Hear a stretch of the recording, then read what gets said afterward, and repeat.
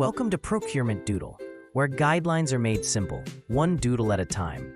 Think of this as a student's sketchbook guide to Sri Lanka's Procurement Guidelines. In this series, we're zooming in on Chapter 7 and making it easy, visual, and practical for you. Let's begin. Chapter 7 of the Procurement Guidelines 2024 covers one of the most critical stages in public procurement, bid and proposal evaluation. Understanding this chapter is essential for procurement professionals across Sri Lanka. Let's begin with the general principles and key preliminary section. The core purpose of bid evaluation is to determine the substantially responsive lowest evaluated bid or proposal. The golden rule is simple but vital. Evaluation must be conducted strictly on the basis of terms, conditions, and criteria already disclosed in the procurement documents. No new criteria or extrinsic evidence can be introduced. The lowest evaluated bid may not necessarily the lowest. Before we dive into bid analysis, let's quickly go over the general requirements that go hand in hand with the evaluation. Section 7.2 mandates strict confidentiality. After bid opening, no information relating to the evaluation shall be disclosed to bidders or any other party. The only exception is during a debriefing, where unsuccessful bidders may be informed why their bid was not selected, without revealing the contents of competing bids. Sections 7.3 and 7.4. If consulting services are needed for evaluation, they must be obtained under the supervision of the Bid Evaluation Committee. However, consultants are not considered part of the committee itself. Regarding timing, evaluation must be carried out expeditiously within the period specified in the procurement time schedule, leaving adequate time for all requisite approvals. Section 7.5 covers extension of bid validity.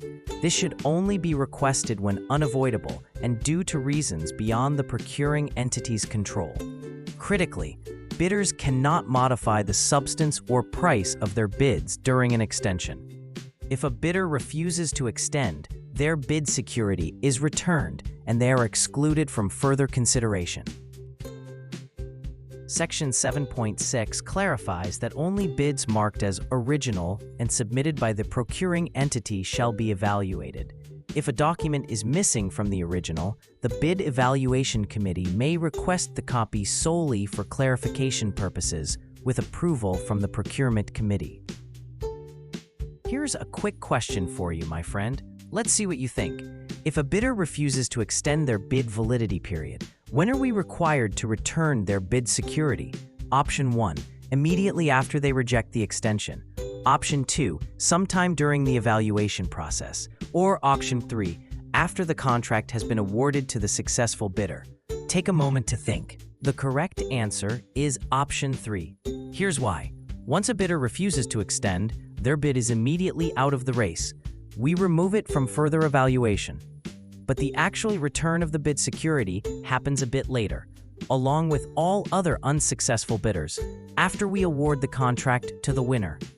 What we must never do is keep their security as a penalty. They have the right to say no. So remember, refusal equals removal from evaluation, but security is returned only after contract award. Got it? Good. Let's move on. This concludes the general principles and preliminary sections of Chapter 7. In the next video, we'll dive into Stage 1 of the 4-stage evaluation process, collection of data and information. Thank you for watching. Hey, if you want to never miss a future upload, hit that red subscribe button, then click the bell icon right next to it. From the pop-up, choose All Notifications. That way, every time we drop a new video, you'll get an instant alert. Let's grow together. Subscribe and turn on the bell now.